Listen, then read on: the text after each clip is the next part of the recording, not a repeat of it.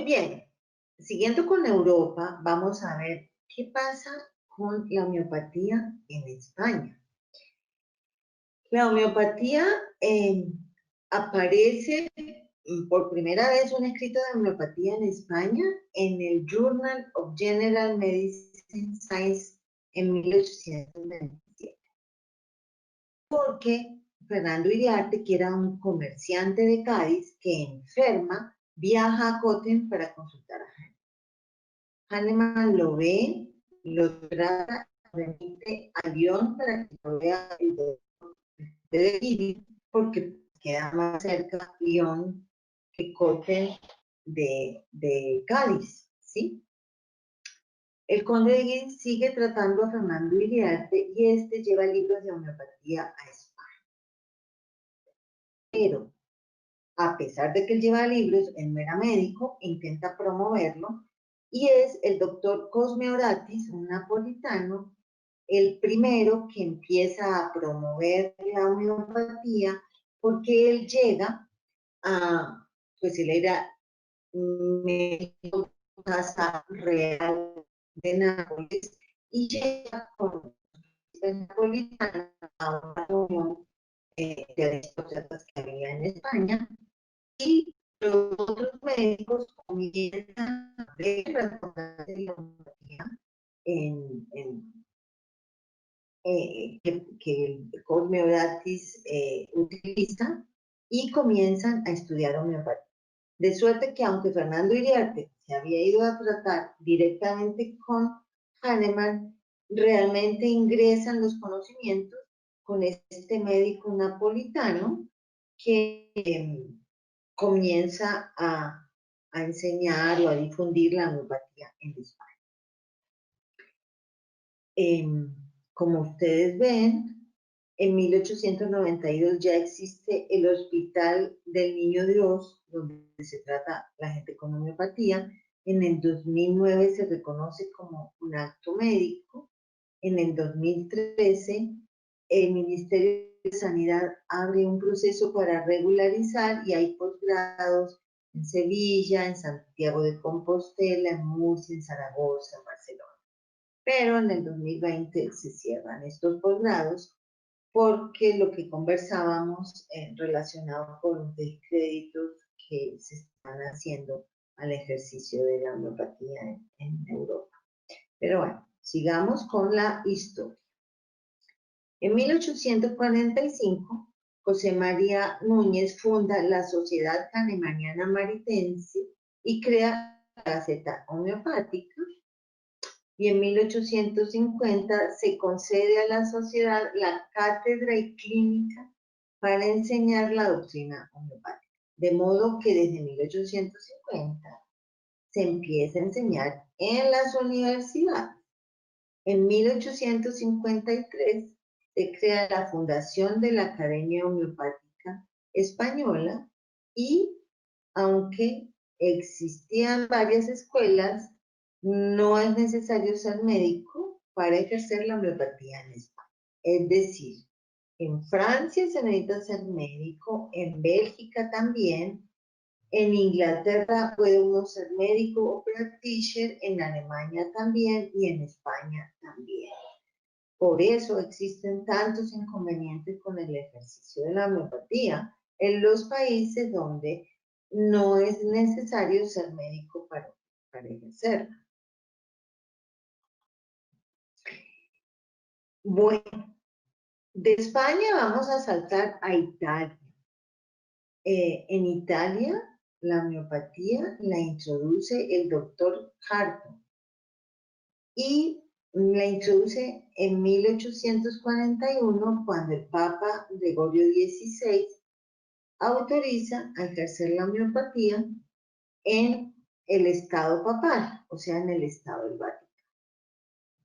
En 1895, Tommaso Sigliano es autorizado para enseñar homeopatía en la Real Universidad de Nápoles.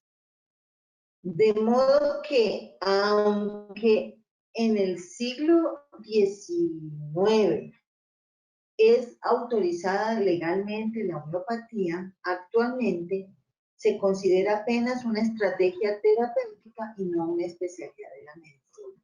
Cualquier médico puede utilizar medicinas homeopáticas y formular a sus pacientes. No hay problema, pero no es una especialidad, sino es una estrategia terapéutica. Simplemente hay que conocerla y el médico puede usar alopatía o homeopatía. Claro está que existen grandes representantes de la homeopatía y grandes representantes de la ciencia. Por ejemplo, el doctor Paolo Belavite, que no es homeópata, él es inmunólogo, investigador en la Universidad de Verona, ha sido un gran personaje que ha defendido el desarrollo de las bases científicas de la homeopatía. Sin embargo, él no ha estudiado homeopatía y en Italia es un gran representante de nuestra medicina. ¿Qué pasa en Suiza? En Suiza es considerada una medicina alternativa y solamente la pueden ejercer médicos. Y en el 2012 fue reincorporada a la seguridad social.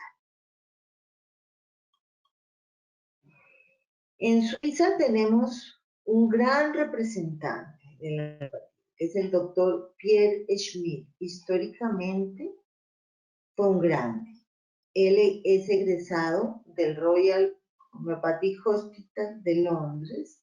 Pierre Schmidt estudia en Londres. Después viaja a Estados Unidos en 1922 y estudia con Kent. Se convierte en el primer graduado de la American Foundation of Homeopathy para médicos de la escuela de Kent y regresa a Europa y reintroduce la homeopatía clásica en Suiza.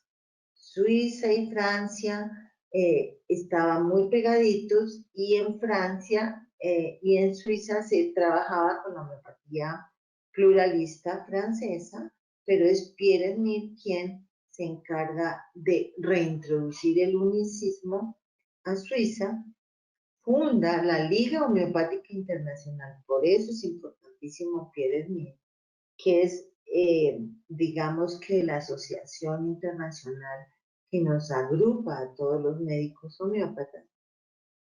Y en 1950 reinicia la utilización de las potencias 50 milesimales con la introducción de la sexta edición del orden. Recuerden que la sexta edición que Hahnemann escribió en 1842 estuvo perdida muchísimos años, casi 60 o 70 años, y fue redescubierta y reutilizada apenas esas potencias 50 milesimales en 1950 con Pierre Schmidt.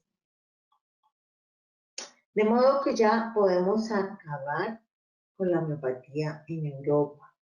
Ustedes ya reconocen que básicamente nace en Alemania, que desde Leipzig se extiende a casi todos los países de Europa, hacia América, hacia Asia inclusive, donde vamos a ver los grandes representantes de la homeopatía en el Asia.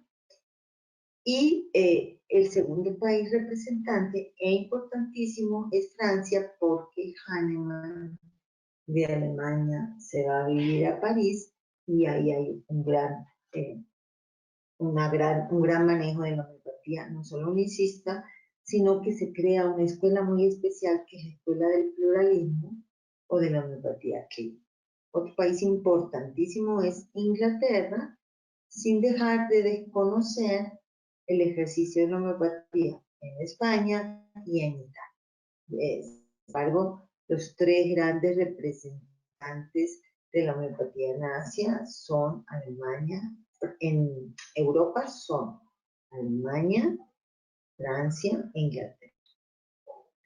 Vamos a ver ahora cómo evoluciona la homeopatía en Asia. En Asia hay tres grandes representantes: India, Pakistán y Sri Lanka. Es manejado como un equivalente de la medicina convencional. Sin embargo, el país donde más se desarrolla la homeopatía es India, y nos vamos a dedicar solamente a hablar de India. Entonces, la homeopatía inglesa a la India por John Martin Honigberger, que era rumano y que introduce la homeopatía en 1839. A Honigberger lo llamaban el doctor cólera, porque él se dedicó a hacer tratamientos en epidemias de cólera y le fue muy bien. En la epidemia de cólera de 1847 y en la de 1848, y también le fue muy bien en la epidemia de malaria en 1860. De modo que le iba excelentemente bien con los tratamientos de las enfermedades agudas y epidémicas. Sin embargo, otro gran reconocido de la homeopatía en India históricamente es el doctor Sikar, que era uno de los grandes y mejores médicos alópatas de la India de su época.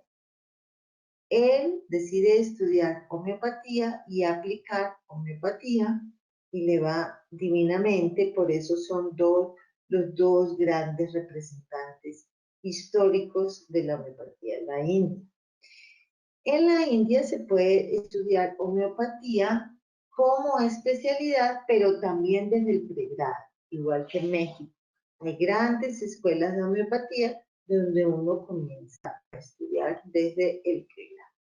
Es el tercer sistema médico más utilizado después de la medicina occidental y el ayurveda, tanto que en este momento existe ya un ministerio que se llama el Ministerio Ayush, que reúne ayurveda, homeopatía, medicina unami, y reúne otro que no recuerdo en este momento, que son unas unas prácticas de medicinas ancestrales y no tradicionales que existen en la India.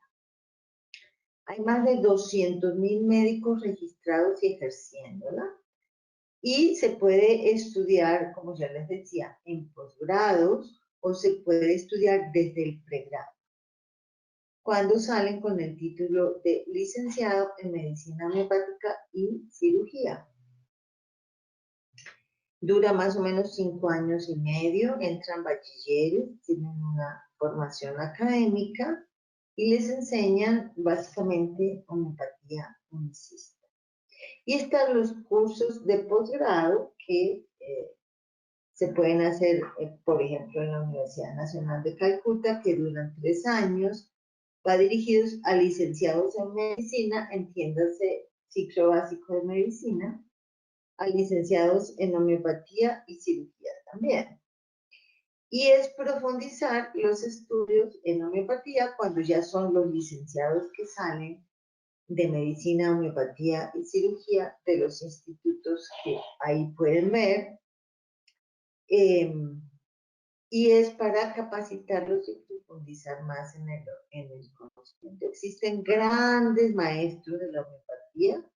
Hay dos muy grandes, como son el doctor Sankaran, el de la foto de arriba, y el doctor Praful Vijaykar o Vijaykar, que es el de la foto de abajo. Sin embargo, ustedes podrán encontrar grandes escuelas como la escuela de los Banerjee, que trabajan homeopatía a grandes escalas. Se oficializa la homeopatía en 1949 en la India, después que salen los ingleses, y se reconoce como una medicina oficial en 1963. La mitad de la población es homeopatía, y son líderes mundial por el número de médicos homeópatas que existen. Hay 150 colegios donde anualmente se inscriben más de 8.000 médicos, y se recomienda un hospital para cada 100 dispensarios de homeopatía y hay 80 hospitales homeopáticos. En este momento hay más, fue más o menos a finales de 1900, comienzos del siglo XX. Imagínense 100 dispensarios por cada hospital, o sea, hay 8.000 dispensarios homeopáticos.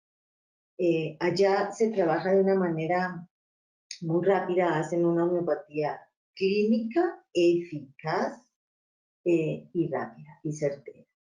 Entonces, son líderes mundiales, tienen unos ministerios y están aprobando y ayudando al ejercicio de la homeopatía en otros países. Aquí en Colombia se hizo convenio con entidades oficiales y en Cuba están dando un apoyo impresionante para el ejercicio de la homeopatía. Recuerden, por ejemplo, que en la India la Madre de Teresa de Calcuta utilizaba medicamentos homeopáticos para usar en las personas enfermas que ella veía. Es decir, la homeopatía es muy utilizada y muy reconocida. Ahora nos vamos a ir a América Latina. En América Latina, pues, hay grandes países. Está México, donde la homeopatía es oficial. Está Brasil, donde la homeopatía es oficial. Está Colombia, pero la historia de la homeopatía en Colombia la vamos a ver en otra parte. Y hay grandes representantes como Argentina también. Entonces vamos a ver punto por punto los países más reconocidos para la historia de la homeopatía en América.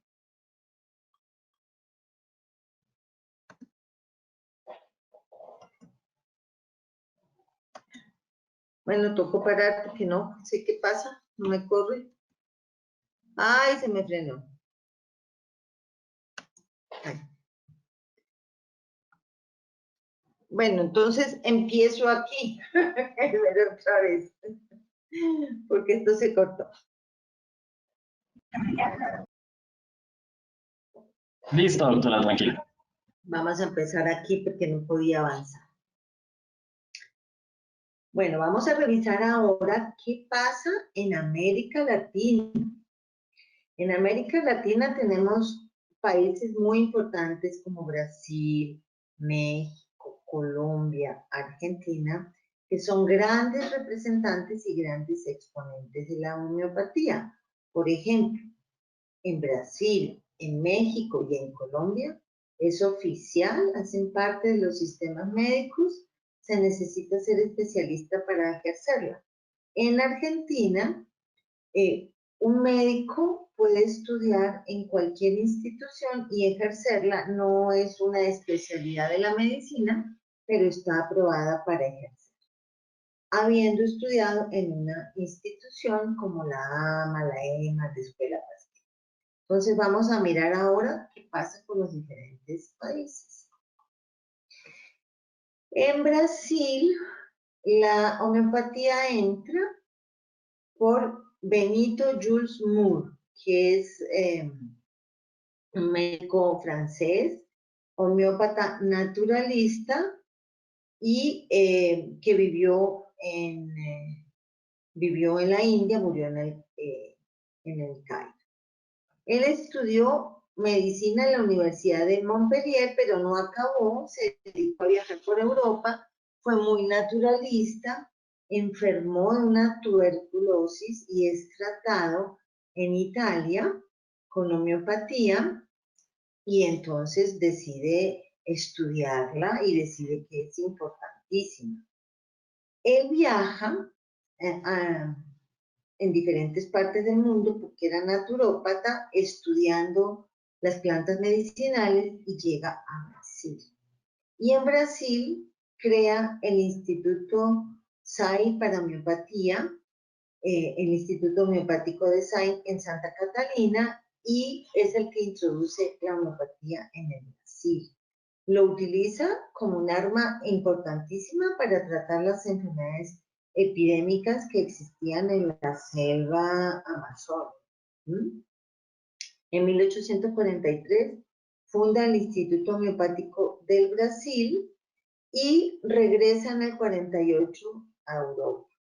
Se va al Cairo, se va a Alejandría y a otras ciudades de Egipto y muere en esa zona. Pero él es el que introduce la homeopatía en Brasil.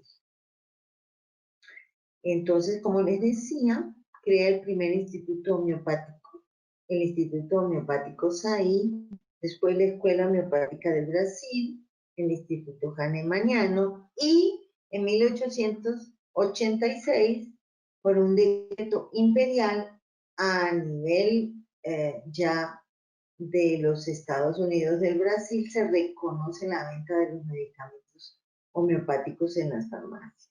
En 1912, imagínate, ¿cuánto hace? Nos llevan años luz, se crea la Facultad de Medicina Homeopática en Río de Janeiro y después se crea la Facultad Hahnemanniana. En 1914 se crea la Facultad de Medicina Homeopática de Río Grande do Sul y después el Congreso autoriza las donaciones de unas propiedades para crear el Colegio Hahnemanniano y el Hospital Hahnemanniano en el Brasil. De modo que ellos desde 1912 ya tienen la homeopatía ingresada a las universidades. Y la Facultad Hahnemann se eleva al nivel de las universidades oficiales.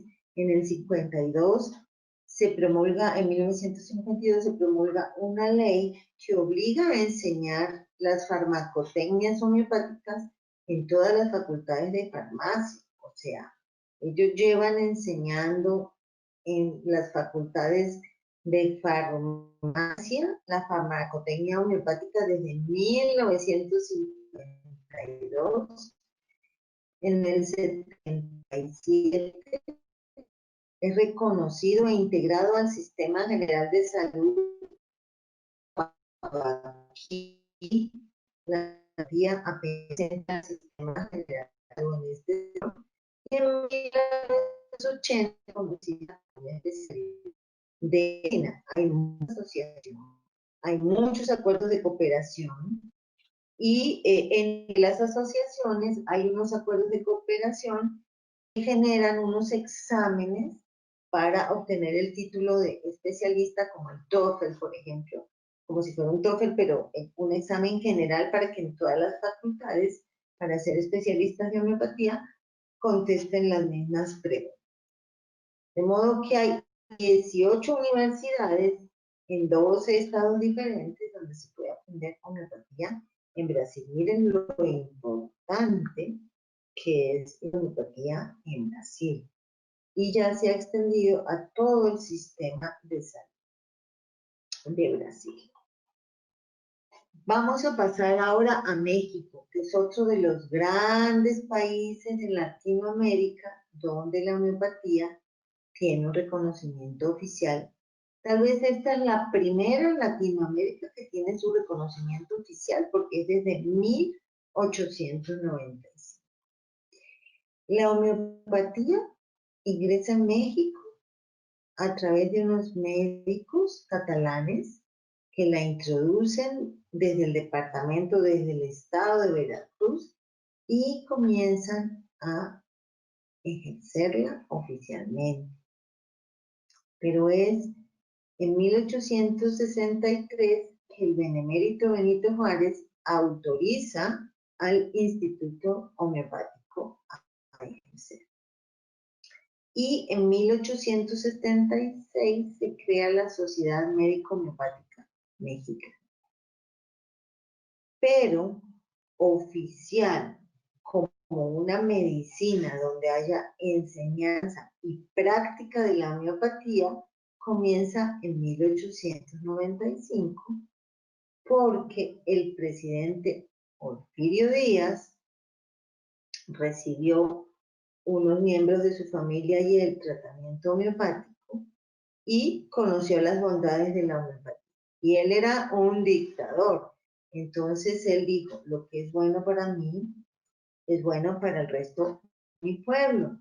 Entonces, oficializó la enseñanza de la homeopatía en las universidades y en las instituciones, los oficializó para que la homeopatía sea una medicina con enseñanza oficial. De modo que allá en México hay escuelas de homeopatía como posgrado y también desde el pregrado, por ejemplo, el Instituto Politécnico Homeopático de México, que salen con el título de médicos homeópatas y parteros. Entonces, fíjense lo importante. Tal vez México es de los estados de América Latina más antiguos y después le sigue Brasil. ¿Qué pasa en México? Como les decía, los títulos de la Escuela Libre de Homeopatía de México, que se fundó en 1912, en 1920 ya son títulos legales y los médicos salen con el título de médicos generales y homeópatas o médicos homeópatas y parteros. Realmente duran 5 años, empiezan en el pregrado y los títulos son médicos, cirujanos y homeópatas o médicos, cirujanos y parteros. Entonces, fíjense la importancia que desde 1920 es una medicina oficial en el sistema de salud de México. Y bueno, ahora vamos a pasar a Argentina.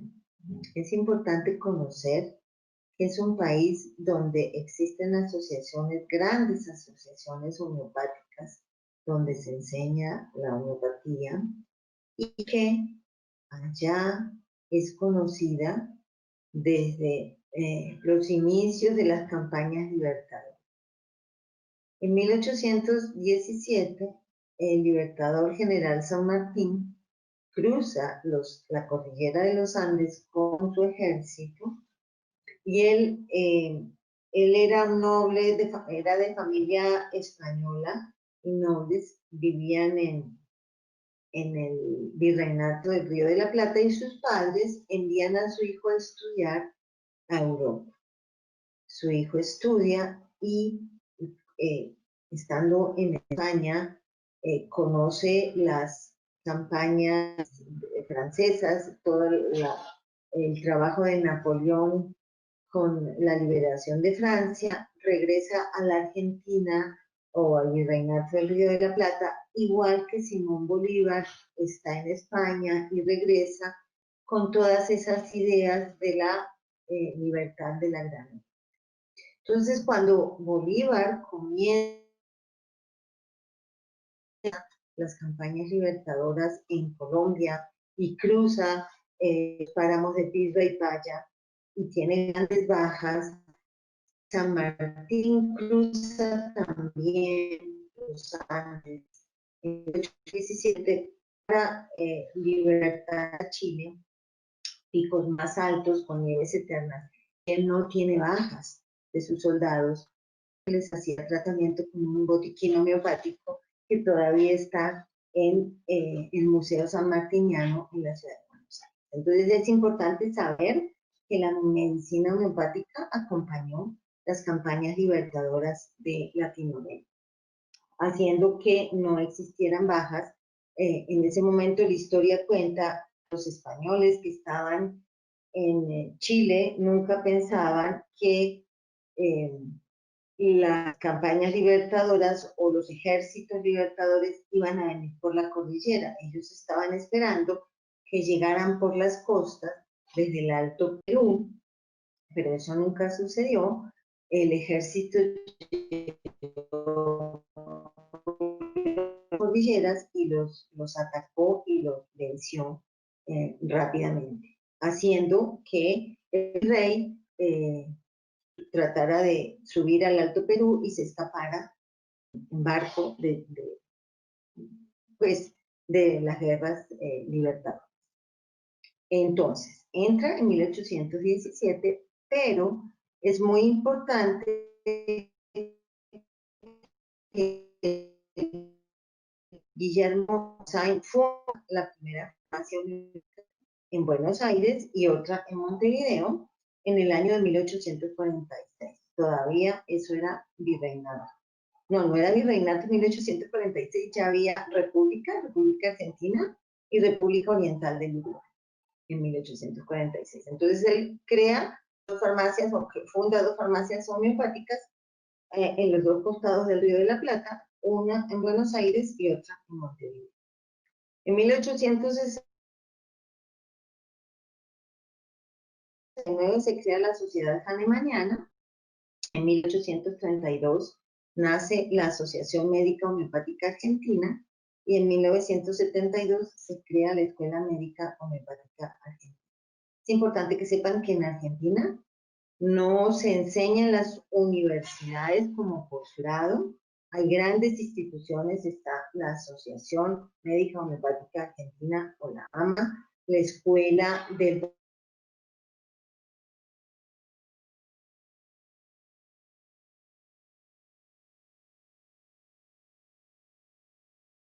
doctor Pasquero, Mónides, donde están los doctores Eizayaga, pero que no hace parte de un posgrado ni hace parte de la carrera en el pregrado, sino que son unos cursos libres facultativos que la universidad.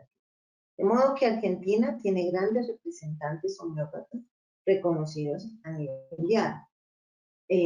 Como les decía, hay 8 asociaciones: Homeo, AMA, EMA, la Fundación Vitalis, la Fundación Puigros, que hacen los cursos de posgrado.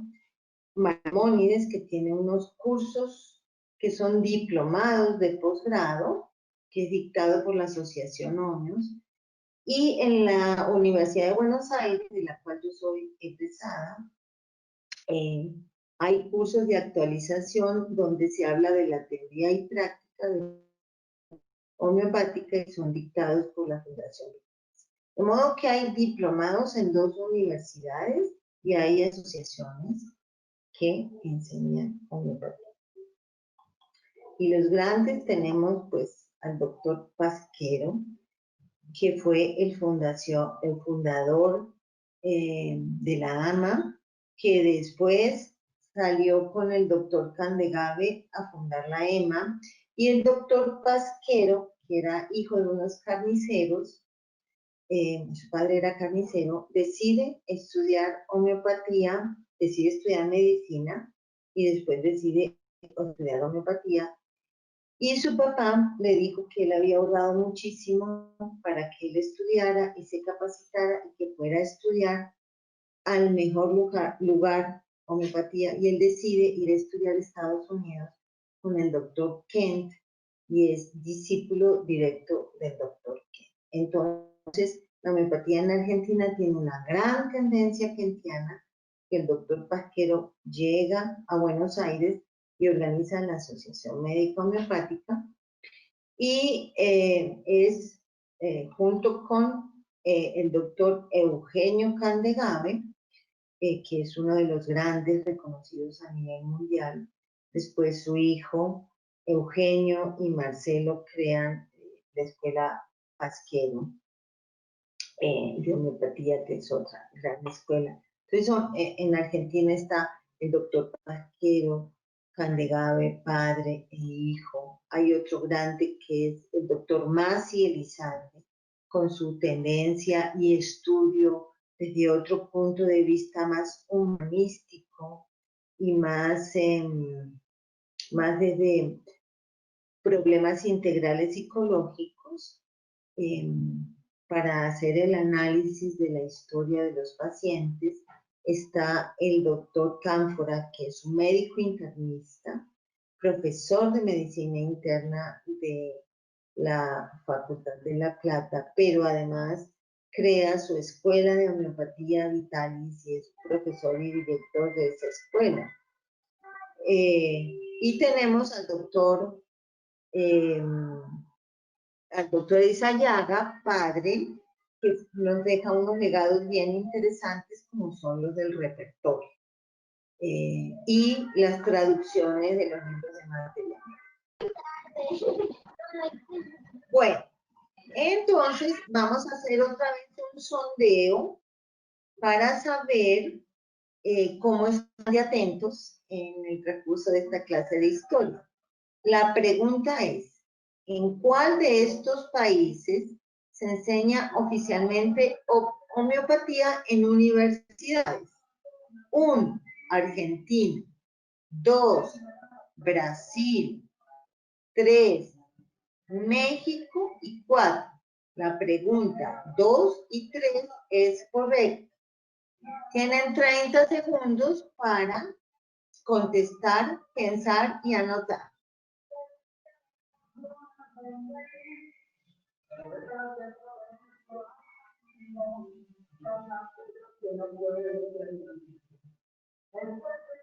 Bueno, muy bien. Los que contestaron la pregunta 2 y 3 es correcta, están en los 100. Oficialmente, en las universidades, como una especialidad de la medicina o como una carrera, es en Brasil y en México. Muy bien. Entonces, vamos a continuar ahora con el siguiente tema, que es Estados Unidos. Bueno, entonces, continuando con el desarrollo histórico de la homeopatía a nivel mundial, nos vamos a Estados Unidos de América, que es un país donde hubo gran representación y ha sido muy importante y tuvo una época dorada para el desarrollo de la homeopatía. El 64% de las escuelas de medicina actualmente imparten cursos de pre y posgrado en homeopatía. Recuerden que en Estados Unidos es importante porque ellos son estados independientes, confederados, que cada uno tiene una legislación independiente. Por ejemplo, en el estado de Virginia, la homeopatía es algo aprobado y es oficial y se enseña en escuelas de medicina oficial. Otro ejemplo, en el estado de Illinois, eso no es así. Hay practitioners que la aprenden en diferentes escuelas e instituciones y la pueden ejercer. Entonces, en Estados Unidos encontramos las dos cosas, médicos y practitioners que la practican.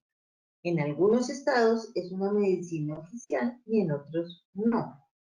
En 1999, el Congreso de la República de Estados Unidos, el Congreso, pide que se forme el Centro Nacional de Medicinas Complementarias y Alternativas, que en este momento es un referente a nivel mundial y depende del Ministerio de Salud, donde se agrupan todas las tendencias alternativas para terapéuticas, donde se agrupan los sistemas médicos, la relación mente-cuerpo, las terapias y todas las cosas que tengan que ver con alternativas de salud. En el año 2000 se crea la Comisión de la Casa Blanca sobre Medicinas Alternativas por un decreto ejecutivo con el fin de desarrollar y optimizar la atención a nivel de la población. Entonces, como ustedes verán, se está reposicionando la homeopatía en Estados Unidos. Pero vamos a ver un poquitico de historia. En Estados Unidos, los pioneros son el doctor Hans Brunsch y Henry Dedwiger. Pero, importantísimo, en 1844, el doctor Constantino Hellin es el primer presidente del Instituto Americano de Homeopatía. Él, como ya les conté, es médico alemán, fue discípulo de Hahnemann, de la segunda línea de discípulos, y que fue convocado por un profesor de medicina de él que quería escribir un artículo en contra de la homeopatía. Entonces Hellin dice que sí, va y conoce un poquito más de homeopatía para poder escribir el artículo en contra y no es capaz. Él decide que no escribe el artículo, imagínense, pone a estudiar homeopatía, es uno de los grandes discípulos de Hahnemann. Después de graduarse, viaja a Latinoamérica, a Guyanas, hace experimentaciones con la chesis y con otras serpientes, y después viaja a Estados Unidos, siendo el primer presidente del Instituto Americano de Homeopatía y fundando la Academia de Allentown en Filadelfia. En 1892 había 22 escuelas de homeopatía, 110 hospitales, 145 dispensarios, 62 asilos para huérfanos y ancianos y 300 casas cunas, o sea, donde se atendían niños, y 16 asilos para personas con problemas mentales, todos que se utilizaban la medicina homeopática. De modo que hubo una gran escuela de homeopatía y un gran auge de la homeopatía. Y en Estados Unidos, además de Hering, encontramos otros grandes que ayudaron a difundir la homeopatía por todo el país, como el doctor Lippe, el doctor Hempel, el doctor Carol Dunham, el doctor Farrington, que promovió libros de homeopatía clínica muy interesantes. Todos ellos escribieron grandes libros de materia médica, libros de filosofía, libros de materia médica clínica, y fueron los pioneros de la homeopatía en Estados Unidos. Pero es innegable reconocer que el grande y el más conocido homeópata norteamericano es el doctor Kell, que como ya les conté, después de que su segunda esposa enfermara, ella sufría de un insomnio pertinaz y convencionalmente no le podían hacer nada.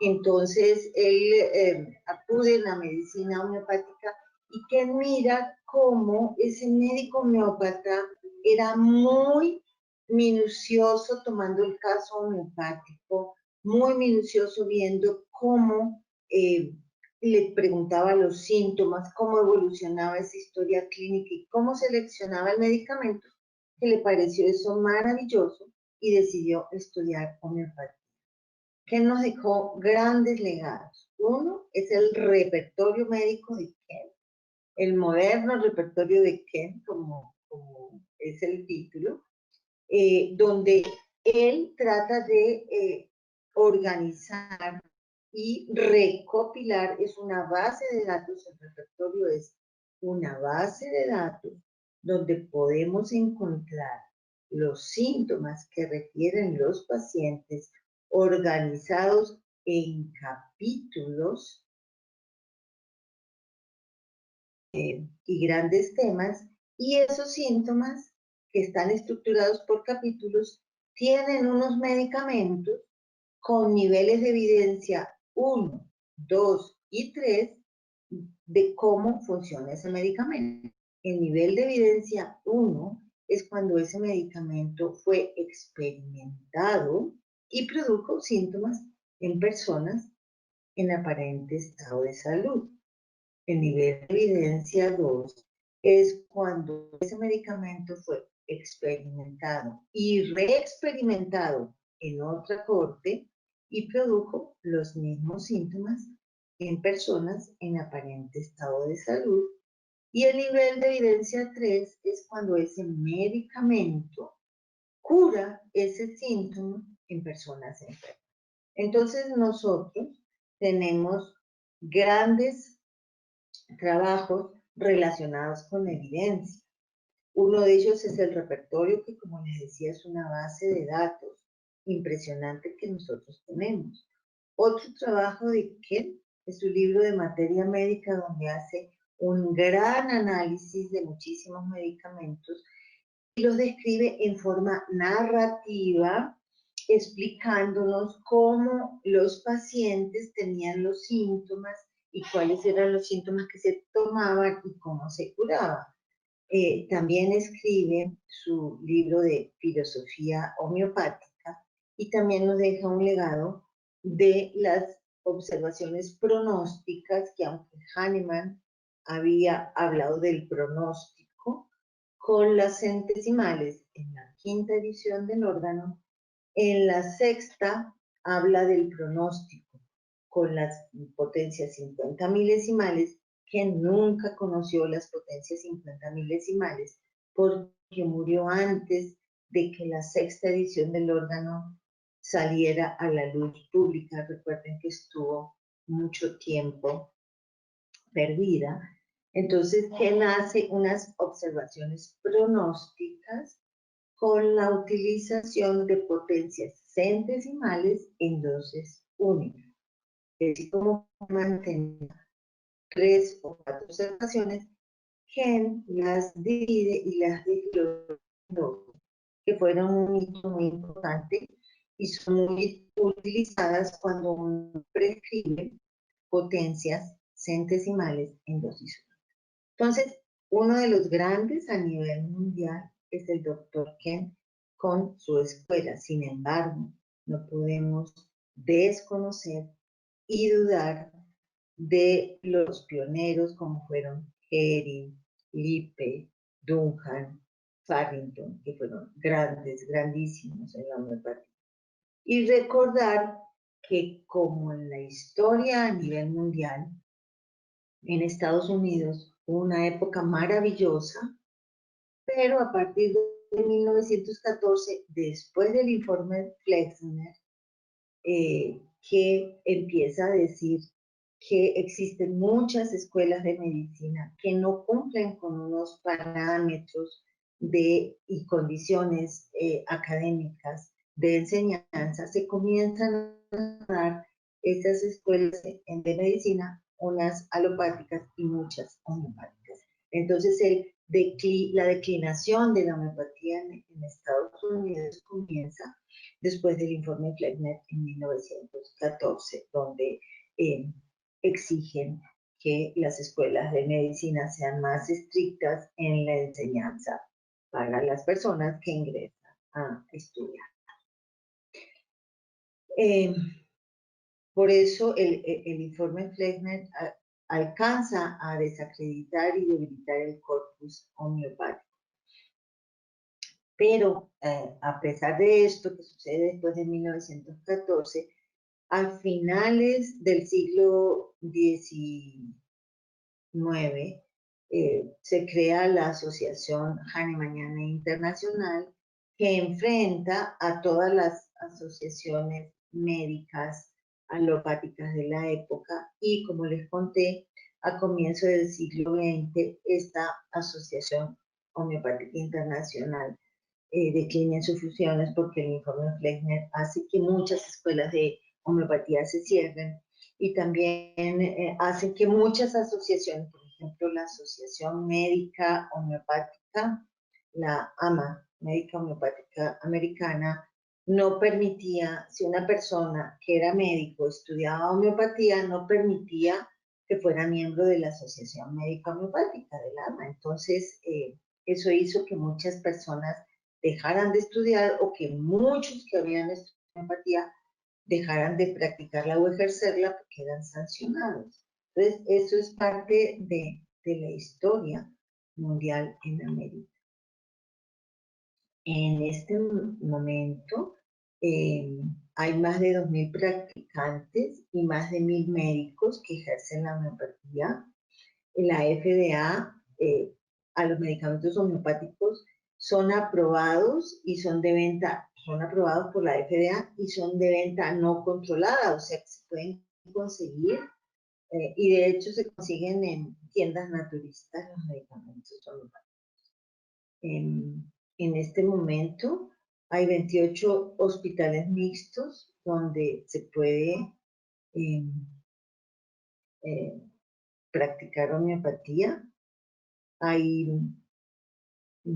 80 sociedades homeopáticas, hay 8 escuelas que enseñan cursos de homeopatía, hay 7 periódicos relacionados con la homeopatía y hay una gran fundación en California relacionada con la medicina homeopática, donde enseñan medicina homeopática y medicina homeopática veterinaria. Entonces, bueno, les traigo esta foto que es un paisaje de mi país. Yo soy argentina. Esto es un paisaje del norte argentino y es como un relax porque pues los invito a que descansemos unos minutos mientras continuamos con la clase y vamos a ver el desarrollo histórico de la homeopatía en Bogotá. Entonces ya la vimos a nivel mundial y vamos a pasar ahora a mirarla en Bogotá.